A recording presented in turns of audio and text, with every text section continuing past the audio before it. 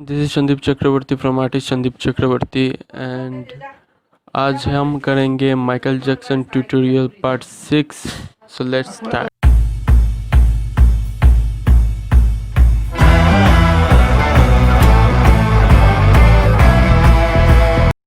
सो friends, आज के इस वीडियो पे हम कलर करेंगे माइकल जैक्सन के मुंह के अंदर का कलर। अभी मैं यूज़ कर रहा हूँ फेवर कैसा पॉलीक्रोम्स की ऑरेंज कलर, और रेफरेंस पिक पे उस जगह पर थोड़ी सी ऑरेंज भी है, इसीलिए मैंने ऑरेंज कलर यूज़ किया है। अभी मैं यूज़ कर रहा हूँ pale orange Faber Castell by colour की, और इससे थोड़ा सा और डार्क कर रहा हूँ नोज एरिया पे रेफरेंस पिक को फॉलो करते हुए। और अभी मैं स्पीड बढ़ा देता हूँ।